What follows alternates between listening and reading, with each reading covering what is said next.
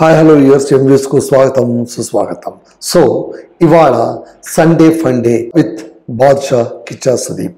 So ఇవాళ Kannada big Boss హౌస్లో ఏమేమి జరిగింది, నిన్నటికి కొనసాగింపు. నిన్నంతా పంచాయతీ జరిగింది, చాలా సీరియస్ నోట్గా జరిగింది. ఇవాళ చాలా జాలీగా ఫండేగా నడిచింది. పైగా this is the last week of this year in Bigg Boss house. Bigg Boss హౌస్లో వెళ్ళినటువంటి సభ్యులకు ఇది ఈ సంవత్సరపు చివరి వారం. నెక్స్ట్ వారం వాళ్ళు కొత్త సంవత్సరంలో అడగబోతున్నారు. సో ఆ నోట్తో కిచ్చా సుదీప్ గారు ఏమేమి చేశారు, ఏంటి ఏం కథ, అన్నిటికీ మించి నామినేషన్ అయిన వాళ్ళలోన సేఫ్ అయిన వాళ్ళు సేఫ్ కాగా ఎలిమినేట్ అయిన వాళ్ళు ఎవరు, ఈ విషయాలన్నీ మీ ముందు నేను చెబుతాను. అంతకుముందు మీరు దయచేసి నా ఎంవ్యూస్ ఛానల్ని సబ్స్క్రైబ్ చేయండి, లైక్ చేయండి, షేర్ చేయండి. Coming to the point. So ఇవాళ మొట్టమొదటిగా ఇంపార్టెంట్ పాయింట్ చెప్పేస్తాను మీకు. ఎంతో కాలంగా చివరి అంచు దాకా, ఎలిమినేషన్ చివరి అంచు దాకా వెళ్ళి వస్తూ కొన్ని సందర్భాల్లో అయితే ఏంటి ఈ అమ్మాయి అసలు ఆట ఆడట్లేదు, ఇంకా ఇంట్లో ఎలా ఉంది అనుకునే విధంగా కొద్దిగా మిక్స్డ్గా వ్యవహరించినటువంటి, యాక్చువల్గా చెప్పాలంటే చివరి కొన్ని వారాల్లో తను బాగా ఆడింది, అంతవరకు అయితే నిజం. కానీ చాలా వారాలుగా తాను entertainer, basically she's entertainer, she's an actress, no doubt. ఆమె మంచి పర్ఫార్మర్, డ్యాన్స్ అద్భుతంగా చేస్తుంది. But at the same time mind game ఆడడంలోనూ, గేమ్స్ ఆడడంలోనూ కొంచెం వెనకబాటుతనం, తత్తరబాటుతనం అయితే ఉంది. ఎవరు ఇంటి నుంచి బయటికి వెళ్ళినా కూడా ఈ అమ్మాయి ఇంకా ఉంది, వీళ్ళు వెళ్ళారేంటి అనుకునే పరిస్థితిలో ఉన్నటువంటి ఆ అమ్మాయి ఎట్టకేలకు ఇవాళ ఇంటి నుంచి బయటికి వెళ్ళిపోయింది. 13వ వారంన ఈ ఇంటి నుంచి ఎలిమినేట్ అయినటువంటి సభ్యురాలు ఐశ్వర్య, ఐషు. సో ఐషు ఆమెను వీడ్కోలు చెప్పిన విధానం చాలా సెంటిమెంటల్గా, అంటే బిగ్ బాస్ యాక్చువల్గా చెప్పాలంటే అందులోన హాస్యం ఉంటుంది, కోపం ఉంటుంది, ద్వేషం ఉంటుంది, నవరసాలు ఉంటాయి. బిగ్ బాస్ హౌస్ అన్న తర్వాత ఏ ఒక్క మూడుకో కన్ఫైన్ ఉండదు. కానీ ఎవరు ఇంట్లో ఉన్నంతసేపు ఎవరిని కొట్లాడుకున్నా, ఎవరితో తిట్టినా, ఎవరితో ఘర్షించుకున్నా కూడా నిష్క్రమించే సమయంలో మాత్రం వెళ్ళిపోయే వాళ్లకు బాధగా ఉంటుంది, వీడుకోలు పలికే వాళ్లకు అంతకన్నా బాధ ఉంటుంది. కానీ ఇది తప్పదు. ప్రతి వారం ఎవరో ఒకరు బయటకు వెళ్ళిపోక తప్పదు. ఎందుకంటే ఫినాలేకి ఇంకా దగ్గరగా వెళ్ళిపోతున్నారు. Already this is 13th week. బహుశా నెక్స్ట్ వీకో ఫ్యామిలీ వీక్ కూడా ఉంటుంది. ఇంకా దగ్గర పడిపోతున్న ఈ సందర్భంలో 10 మంది కాస్త 9 మంది అయ్యారు. సో నిన్న 8 మంది నామినేట్ అయితే లాస్ట్ వీక్లోన వాళ్ళందరిలోన సేఫ్ అవుతూ చివరిగా మిగిలింది ఎవరంటే మోక్షిత అండ్ ఐశ్వర్య. కాకపోతే సోషల్ మీడియాలోన మనకు వచ్చినటువంటి పొద్దుటి నుంచి వచ్చినటువంటి అప్డేట్స్ ఏంటి అంటే గౌతమి ఆ తర్వాత ఐషు వీళ్ళిద్దరు నిలబడి ఉన్నారు. ఒకనొక సందర్భంలో గౌతమి ఎలిమినేట్ అయిపోతుందేమో అని అనుకున్నారు, కానీ ఐశ్వర్య ఎలిమినేట్ అయ్యింది అనేది యూట్యూబర్స్ అందరూ చెప్తూ వస్తున్నటువంటి విషయం. కానీ అసలు కథ వేరు. అందుకోసమే మనకు తెలిసిందంతా అప్డేట్ అని చెప్పడం కంటే కూడా తెలుసుకొని ఇచ్చే అప్డేట్కు మోర్ వాల్యూ ఉంటుందని I believe as a journalist. Okay, మీకు అందరికీ కూడా కొత్త విషయం చెప్పడంలోన మీకు కాస్త ఇంట్రెస్ట్ ఉండొచ్చు. బహుశా మీరు యూట్యూబ్ చూసేదంతా కూడా, సెర్చ్ చేసేదంతా కూడా ఏమైంది అనే దాని పట్ల దర్ ఇస్ నో డౌట్, అది మనకు చెప్పాల్సిందే. కాకపోతే నేను డైలీ ఒక ఎపిసోడ్ ఇచ్చేటువంటి ఒక యూట్యూబర్గా నా ప్రెజెన్స్ అంతా ఎలా ఉంటుందంటే తెలుసుకొని చెప్పడం. సో ఆ రకంగా ఇవాళ గౌతమి ఐశ్వర్య కాదు నిలబడింది, మోక్షిత అండ్ ఐశ్వర్య చివరిగా నిలబడినప్పుడు ఒక లేఖ ఎవరికైతే వస్తుందో ఆ లేఖ వచ్చిన వాళ్ళు ఇంటి నుంచి బయటికి వెళ్ళిపోవాలి. ఈ క్రమంలోన లేఖ అందుకున్న వ్యక్తి ఎవరో కాదు, Aishu. So she went from the house. దీనికంటే ముందు ఏమేమి జరిగింది, ఉన్న పలానా పంపించారు కదా, సమ్ జరుగుతుంది. పైగా ఇవాళ సండే ఫండే కాబట్టి ఈ ఫండే ఎపిసోడ్ అంతా కూడా చాలా మజాగా రకరకాల టాస్కులు పెడుతూ ఉంటారు. సండే అంటే సాటర్డే జరిగినటువంటి సీరియస్నెస్ అంతా కూడా తీసేసే విధంగా సండే ఉంటుంది. అది ప్రతి వారం కూడా జరుగుతున్నటువంటి విధానం. నిన్న పంచాయతీ ఒక సీరియస్ నోట్తో ముగిసింది. ఏమిటా సీరియస్ నోటు? భవ్య క్యాప్టెన్సీ పైన నీలి నీడలు. ఫౌల్ గేమ్ ఆడి భవ్య క్యాప్టెన్ అయ్యింది. మొన్నటి వరకు అయ్యిందా అని క్వశ్చన్ మార్క్ ఉండింది. అయ్యింది నిన్నటి స్టేట్మెంట్. సో తను ఫౌల్ గేమ్ ఆడి, అంటే ఫౌల్ గేమ్ తను ఆడానని నాకు తెలియదని తను ఉంటుంది. చూశాను, నేను చెప్పినా కూడా వినలేదు అని రజిత్ అంటున్నాడు. మాకు తెలియదు, మేము ఉస్తువారిగా అంటే సంచాలకులుగా ఉన్నా కూడా మేమేం చేయలేకపోయామని చైత్ర ఆ తర్వాత మంజు చేతులు ఎత్తేశారు. ఈ విభిన్న నేపథ్యంలోన భవ్య క్యాప్టెన్సీ చాలా అనుమానాస్పదంగా నీలి నీడలు కమ్మేశాయన్నమాట. అంతటితో నిన్నటి ఎపిసోడ్ ఎండ్ అయ్యింది. ఇవాళ స్టార్టింగ్ బిగ్ బాస్ హౌస్లోకి సుదీప్ గారు రాగానే అదే అంటారు. ఒకసారి మనం వీటి చూద్దాం. నిన్న పంచాయతీ తర్వాత ఏం జరిగింది? పంచాయతీ తర్వాత ఏం జరిగిందంటే భవ్య చాలా డిప్రెస్ అయిపోయి ఉంటుంది. ఎవరికైనా సహజం, ఎందుకంటే తను హ్యాట్రిక్ క్యాప్టెన్ అయ్యింది, ఇంకా నాకు తిరుగులేదు అనుకుని కవ్వని కేకేసినటువంటి ఆమె ఒక్కసారిగా పైకి ఎగిరిన కెరటం కింద పడినట్టుగా పడిపోయింది. పడిపోయిన తర్వాత తనలో తాను కుంగిపోతూ ఉంటే మొదట చైత్ర వచ్చి ఓదారుస్తుంది. నేను ధైర్యంగా ఉండు, ఇది ఇంత ఏముంది అని. ఆమె ఎందుకు ఓదార్చిందంటే ఆమె అక్కడ సంచాలకులుగా వ్యవహరించింది కాబట్టి. ఆ తర్వాత త్రివిక్రమ్ వస్తాడు. త్రివిక్రమ్ వచ్చి ఆమెను అడుగుతాడు, ఏమైంది, ఎందుకు ఏడుస్తున్నావు? అయిపోయింది కదా. లేదు నాకు చాలా ఇబ్బందిగా ఉంది. రేపు పొద్దున అందరూ నన్ను దీన్ని పట్టుకొని వారం మొత్తం కూడా కలిపే అంటే నేను దాన్ని తీసుకోవడానికి రెడీగా లేను, నేను క్విట్ అయిపోదాం అనుకుంటున్నాను అని అంటుంది. క్విట్ అయిపోదాం అనుకుంటున్నానంటే పాపం అమాయకుడు త్రివిక్రమ్ ఏమనుకుంటాడు, ఈ అమ్మాయి ఇంటి నుంచి క్విట్ అయిపోతుందేమో అనుకుంటా. నువ్వు భలేదాన్ని, నువ్వు ఇంత చిన్నదానికి ఇంత పెద్దగా చేయాల్సి వస్తుంది. అది నీ ఒక్క తప్పే కాదు కదా, అందరి తప్పు కదా. నిన్ను సుదీప్ గారు అందరినీ అన్నారు, నిన్ను అన్నారు, నిన్నొక్కడిని ఏం కారణం చేయలేదు కదా. ఈ మాత్రం దానికి ఇంటి నుంచి వెళ్ళిపోతావా ఏంటి? పిచ్చి దానిలో ఉన్నావు, ఇందుకోసమని నేను లోపలికి పంపించింది అని ఆయన ఏదో శుద్ధులు చెప్పడానికి పోతే పాపం భవిష్యత్తు తింటుంది అంత ఏడుపులను. అదేంటది? నేనింటి నుంచా? అబ్బే నేను బయటకు వెళ్తాను, క్యాప్టెన్సీ టాస్ నుంచి క్విట్ అయిపోదాం అనుకుంటున్నాను, అంతే. నాకు ఈ క్యాప్టెన్ వద్దనుకున్నాను, నేను అందరిని పంపించగా నేను వెళ్ళను అని చెప్తుంది. That is the spirit. Mister Trivikram అనవసరంగా నువ్వు ఓదార్పు యాత్ర చేపట్టి ఫూల్ అయిపోయాడు అనమాట. సరే, ఇది చిన్న నోట్ అనుకోండి, సరదాగా మనం మాట్లాడుకోవడానికి. ఆ తర్వాత ఇక్కడ విశేషం ఏంటంటే తను అంత బాధపడింది, క్యాప్టెన్సీ నుంచి క్విట్ అయిపోతానని కూడా అనుకునింది. సరే, కన్సోల్ చేశారు ఎవరు? త్రివిక్రమ్. ఇదంతా అయిన తర్వాత కిచ్చా సుదీప్ గారు అడుగుతారు, ఏంటి భవ్య, ఏంటి? త్రివిక్రమ్ అడుగుతారు, త్రివిక్రమ్ ఏం జరిగింది, భవ్య ఎందుకు ఏడ్చింది అంటే, భవ్య ఏం తిరిగి నేనేం ఏడవలేదు సార్ అంటే, త్రివిక్రమ్ లేదు సార్, తను బాధపడుతుంది, నిన్నటి జరిగిన ఎపిసోడ్కి బాధపడుతుంది. ఏం భవ్య ఏమైందంటే, సార్ నాకు కొంచెం బాధ వేసింది సార్ అది అని ఏమంటుంది. నిన్నటి సార్ అంత అయిపోయింది, ఇంకా నన్ను నేను సమాధానపరుచుకున్నాను, ఇప్పుడు నేను రాబోయే పరిణామాలను ఎదుర్కొనేందుకు ఫిట్గా ఉన్నాను అని నవ్వుతూ చెప్తుంది. బహుశా ఇదే బిగ్ బాస్ అంటే. చూసారా, నిన్న ఏమో ఆమె ఫౌల్ అయింది. ఫౌల్ అయినప్పుడు నేనేమనుకున్నాను, యాక్చువల్గా బిగ్ బాసే ఈ క్యాప్టెన్సీ చెల్లదు, ఈ వారం క్యాప్టెన్సీ లేకుండానే నడపండి అని అంటారేమో అనుకున్నా. అది అనలే. పోని ఇంత బాధపడుతూ ఇంత రోధిస్తూ కళ్ళెమ్మని నీళ్ళు పెట్టుకున్నటువంటి భవ్య సుదీప్ గారి ముందు, సార్ నాకు ఈ క్యాప్టెన్సీ వద్దు సార్, నేను నెక్స్ట్ టైం బాగా ఆడి సాధించి క్యాప్టెన్ అవుతాను అని చెప్తుందేమో అని ఎదురు చూశా. అబ్బే లేదు, కన్వీనియంట్గా ఏమనింది, లేదు సార్ అయిపోయింది, నిన్నటిదే గతం అనేసింది. ఇలా ఉంటుందండి బిగ్ బాస్ అంటే. ఏం చేద్దాం చెప్పండి. కానీ ఒకటైతే నిజం కదండి, తను క్యాప్టెన్స్ అయింది అన్యాయంగా, అది ఇంకొకటి. నిన్న సుదీప్ గారు అదే అన్నారు, ఒకరు అసలు నామినేషన్ నుంచి బయటకు రావాల్సిన వాళ్ళు నామినేట్ అయిపోయారుగా నీ వల్ల. మళ్ళీ మోక్షిత నామినేట్ అయిపోయింది, తాను బాల్ పట్టుకోలేదు, ఆమె బాల్ పట్టుకునింది. నామినేషన్ అయినటువంటి మోక్షిత ఎక్కడి దాకా వెళ్ళిపోయింది? చివరి దాకా వెళ్ళిపోయింది, ఎలిమినేషన్ ఫైనల్ రౌండ్ దాకా వెళ్ళిపోయింది. సో ఒకరు నామినేట్ అయ్యారంటే వాళ్ళు బయటికి వెళ్ళడానికి పెట్టబేట సర్దుకోవాల్సిందే. మళ్ళీ అలాంటి పరిస్థితి ఎవరి వల్ల వచ్చింది? మళ్ళీ ఆ ఛాన్స్ నువ్వు తీసుకున్నట్టే కదమ్మా భవ్య. ఓకే, వదిలేద్దాం. కనీసం ఈసారి క్యాప్టెన్సీ అయినా కాస్త ఆమె బాగా చేయాలి. No doubt she is a good player. నేను మళ్ళీ నిన్న చెప్పాను, ఇవాళ చెప్తున్నాను.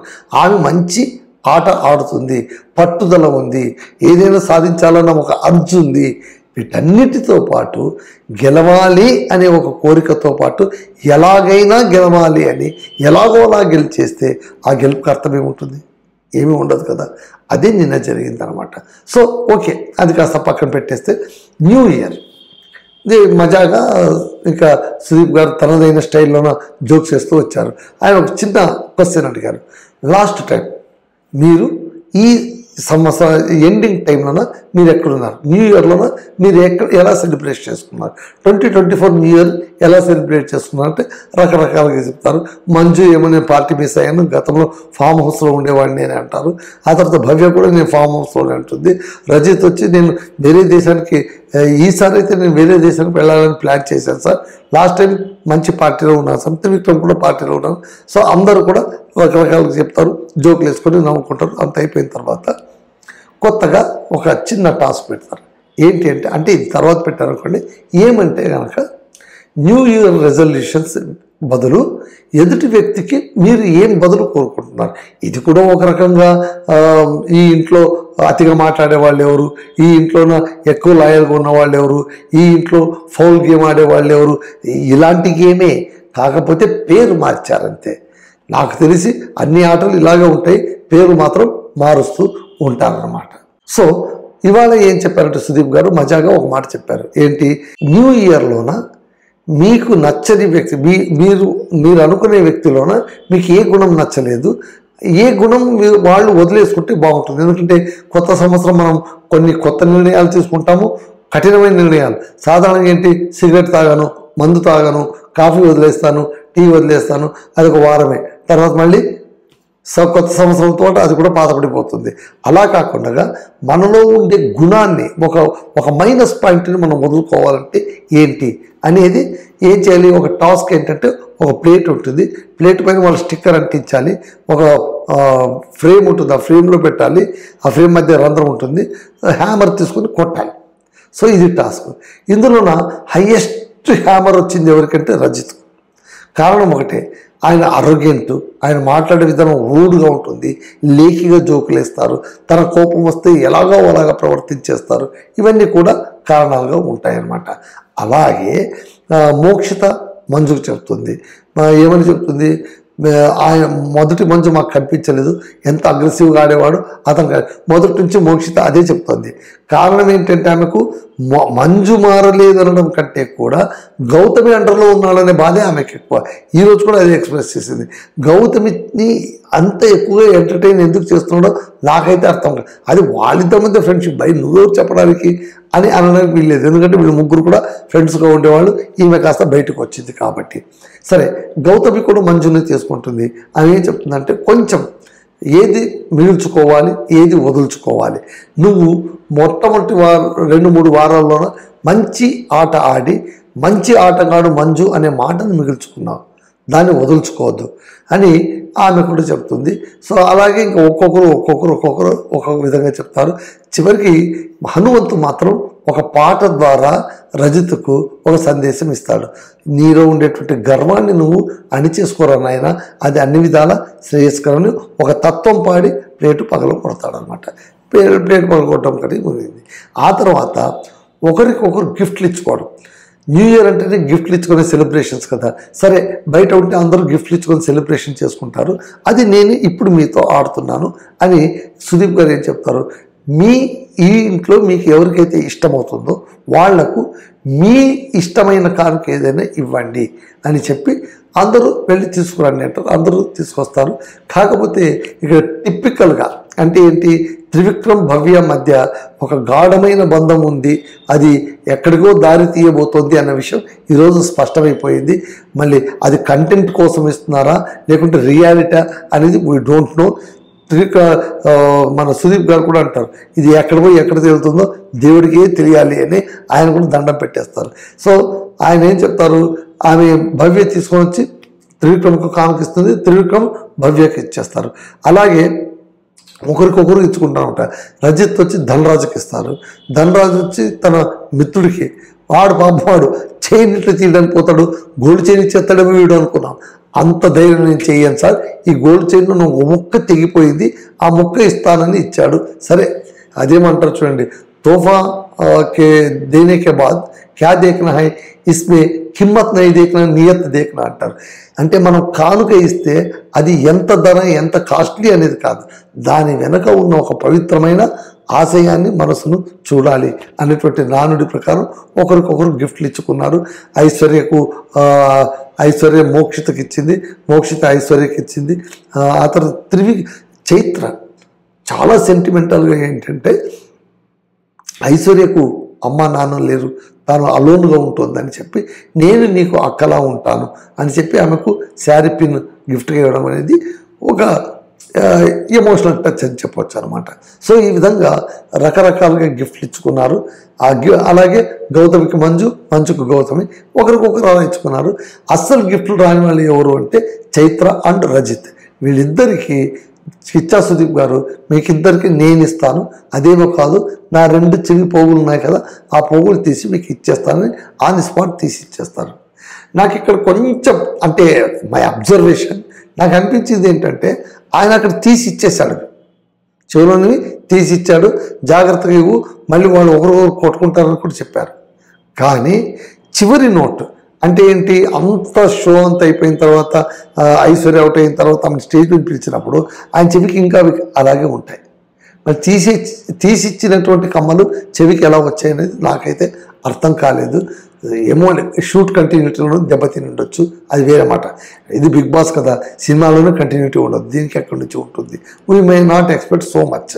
దాని పక్కన వదిలేస్తే ఇంకా ఒకరికొకరు గిఫ్ట్లు ఇచ్చుకోవడం అయిపోయింది. అంత అయిపోయిన తర్వాత చివరిగా ఇక ఎలిమినేషన్కి వచ్చినప్పుడు అందరూ ఒకరు సేఫ్ అయిపోతారు. మోక్షిత, ఆ తర్వాత ఐశ్వర్య, వీళ్ళిద్దరే మిగులుతారు.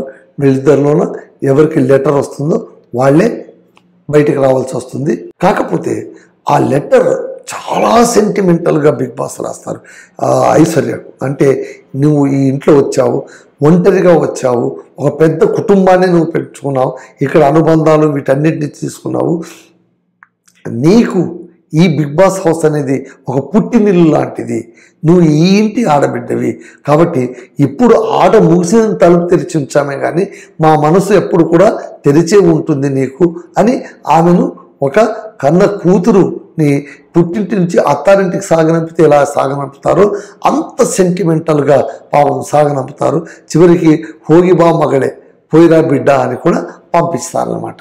సో అదే ఐషు బయటకు వచ్చాక కూడా అంతే సెంటిమెంటల్గా ఆయన అడుగుతారు సుదీప్ గారు, ఐశ్వర్య ఎందుకు నువ్వు ఈరోజు ఇక్కడ వచ్చి నిలబడ్డావు, ఏంటి, వాట్ ఈజ్ యువర్ మైనస్ అంటే, నేను సరిగ్గా ఆడలేకపోవడం, కొంచెం తత్తరబాటు ఉండడం వల్ల నేను ఈరోజు బయటకు వచ్చానని ఆమె నిజాయితీగానే అంగీకరిస్తుంది అనమాట. సో ఆమె చాలా కాలాలు చెప్తుంది. ఆ తర్వాత ఆమె వీటి చూపిస్తారు, వీటి చాలా బాగుంటుంది. వీటి ఎంత అయిపోయిన తర్వాత ఆమె ఇంటి పని మనిషి శాంతమ్మ వచ్చి ఉంటుంది, ఆమె చిన్ననాటి దోస్తు, ఆమె భర్త, ముగ్గురు వచ్చారు, ముగ్గురుతో మాట్లాడతారు. చివరికి ఆ బిగ్ బాస్కు సుదీప్ ఒక చైన్ కూడా వాళ్ళు బహుకరిస్తారు, గిఫ్ట్ హ్యాంపర్స్ ఇవకి ఇచ్చేస్తారు. So Aishu went from the Bigg Boss house. So ఇప్పుడు 10 మంది కాస్త 9 మంది అయ్యారు. రేపటి నుంచి ఆట ఎలా సాగుతుంది, భవ్య అడ్డదారిలో క్యాప్టెన్ అయిన దరిమిల ఆ క్యాప్టెన్సీని వదులుకుంటానని చెప్పి వదులుకోకుండా చూరులాగా పట్టుకొని వేలాడటం వల్ల బికాజ్ ఆఫ్ ఇమ్యూనిటీ అంతే, ఇందులో ఏం లేదు. క్యాప్టెన్గా ఉంటే ఇమ్యూనిటీ ఉంటుంది, చచ్చినట్టు క్యాప్టెన్గా ఉండి తీరాల్సిందే, వేరే దారి లేదు. ఉన్నందువల్ల ఆమె రేపు ఏమేమి ఎదుర్కోబోతోంది, ఆమెకి ఏ విధంగా కామెంట్స్ రాబోతున్నాయి, నాకు తెలిసి బహుశా ఆమెను అడుగడుగున అవమానపరిచే వాళ్ళనో ఉండొచ్చు, లేదా వదిలేసే వాళ్ళనో ఉండొచ్చు. నాకు తెలిసి మోక్షిత మాత్రం గ్యారంటీ ఆమెను అటాక్ చేస్తుంది. చైత్ర కూడా చైత్ర అటాక్ చేయదు, ఎందుకంటే ఆమె సంచాలకంగా వ్యవహరించింది కాబట్టి. ఒక్కవేళ చైత్ర గనక సంచాలకులుగా వ్యవహరించకుండా ఉండింటే నా స్వామి రంగా రఫ్ ఆడించేసేదనమాట. సో అది తుడిలో తప్పిన ప్రమాదం భవ్యకని అనాలి. చూడాలి ఇంకా రానున్న వారంలో ఎలా నడుస్తుందో చూద్దాం. రేపటి సోమవారంలోన ఏమేమి యాక్టివిటీస్ జరుగుతాయో ఆ రివ్యూస్ని మళ్ళీ మీ ముందు ఉంచడానికి ప్రయత్నిస్తాను. ఇది ఇవాళ Sunday fun day real time review by Ramadurgam Madhu signing off.